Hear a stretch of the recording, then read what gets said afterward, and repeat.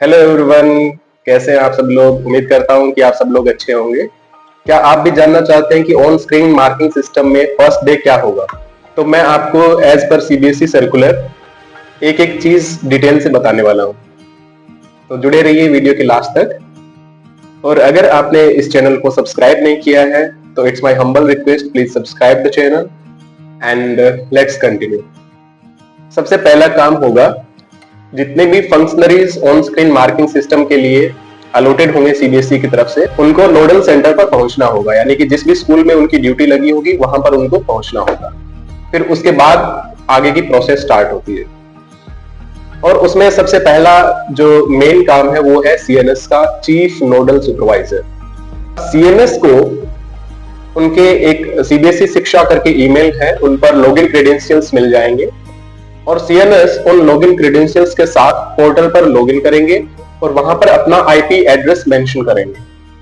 Second काम होगा CNS का कि वो जितने भी इवेल्युएटर्स और एचई जो अलॉटेड हैं, लिस्ट ऑफ इवेल्युएटर और एचई जो सीबीएसई की तरफ से आता है, वो उनको वेरीफाई करेंगे कि उनके पोर्टल पर सही से दिखा रहा है कि नहीं, यानी कि एचई का जो नाम है वो सही से दिख रहा है कि नहीं, उनके ओएसएस आईडी दिख रही है कि नहीं, और उनका जो लिस्ट ऑफ इवेल्युएटर और जो एचई है वो भी क्लियरली मेंशन होना चाहिए। और बाय चांस सीएनएस अगर एचई को चेंज करना चाहते हैं, उनके पास एचई कोई किसी कारणवश अवेलेबल नहीं है, तो वहां पर वो एचई यानी कि हेड एग्जामिनर को रिप्लेस कर सकते हैं कोई एक अदर हेड एग्जामिनर से, लेकिन उसके लिए उनको परमिशन लगेगी आरओ की, रीजनल ऑफिसर की। उनको उन्हें मेल करना होगा या फिर कोई किसी भी तरीके से कम्युनिकेट करना होगा कि हम अपने एचई को चेंज करना चाहते हैं, और अगर वहां से अप्रूवल आ जाता है आरओ की तरफ से, तो फिर वो उस पर्टिकुलर नए एचई को वहां पर अपनी आईडी के थ्रू वहां पर मेंशन कर देंगे कि this will be our new HE. और जो सीबीएसई की तरफ से जो लॉगिन आईडी पासवर्ड्स मिले हुए हैं इवेल्युएटर्स को और एचई को, अगर वो उनसे लॉगिन नहीं कर पा रहे हैं तो सीएनएस के पास ये अथॉरिटी रहेगी कि वो नए ईमेल आईडी और पासवर्ड्स जनरेट कर सकते हैं for the smooth functioning of on screen marking. लेकिन जो भी चेंजेस सीएनएस करेंगे उनको रीजनल ऑफिसर को मेंशन करना होगा कि हमने ये चेंजेस हमारी टीम में किया है। सेकंड मैसेज है सीबीएसई का हेड एग्जामिनर के लिए। भाई फर्स्ट डे पर हेड एग्जामिनर क्या करेंगे? सबसे पहला काम होगा एचई का, अपना आईडी लॉगिन करेंगे पोर्टल पर और चेक करेंगे कि उनका जो पोर्टल पर व्यू है, यानी कि जो मेन असेसमेंट के लिए या फिर वहां पर सबसे जो फर्स्ट डे होता है वहां पर हमें पता है कि मॉक इवैल्यूएशन होता है, तो उसके लिए वहां पर पर्टिकुलर कॉलम्स है कि नहीं।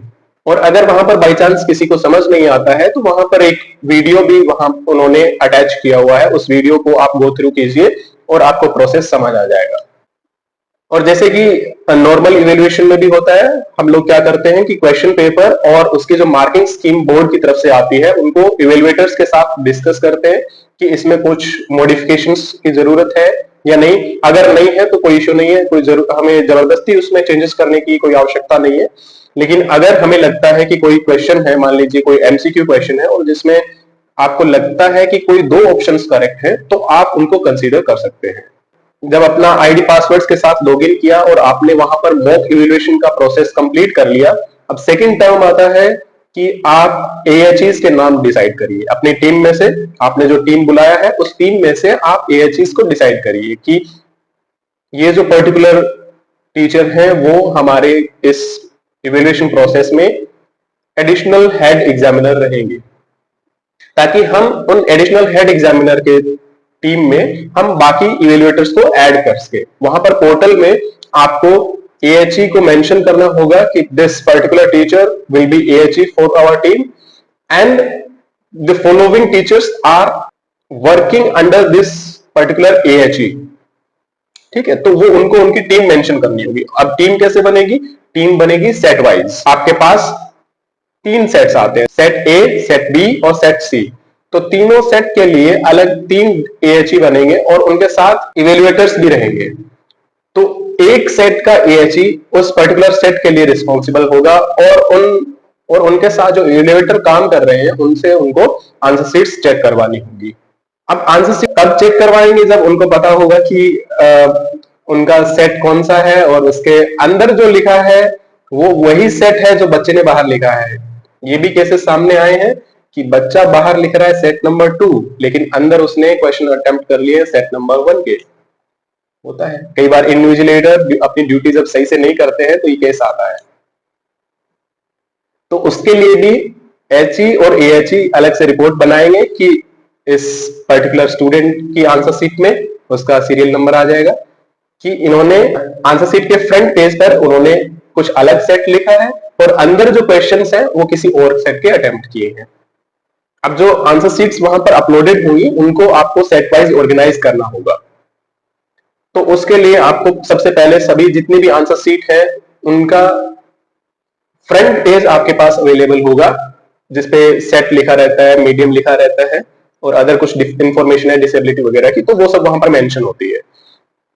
तो उस पर्टिकुलरली हम सेट के अकॉर्डिंग हम जो आंसर शीट्स है उनको डिवाइड कर लेंगे 3 सेट्स में, सेट A, B और C में, और उसके अकॉर्डिंग उनके AHEs को अलॉट कर देंगे। अब नेक्स्ट जो फंक्शनरी आता है वो है additional head examiner.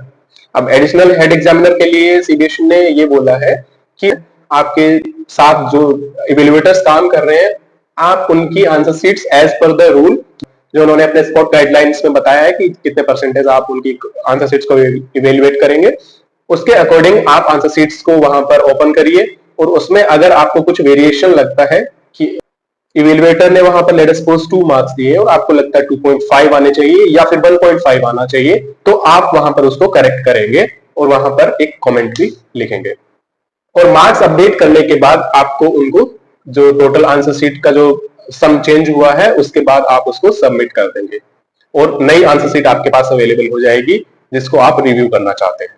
Next message है एग्जामिनर के लिए या फिर बोल सकते हैं इवेल्युएटर्स के लिए।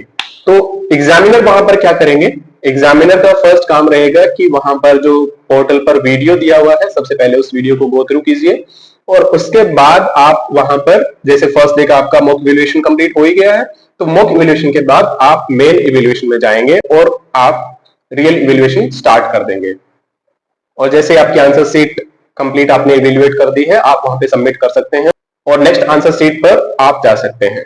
तो इस तरीके से पूरा इवैल्यूएशन कंप्लीट होगा फर्स्ट से लेकर लास्ट आंसर शीट तक और आप अपना वहां पर इवैल्यूएशन प्रोसेस कंप्लीट कर पाएंगे।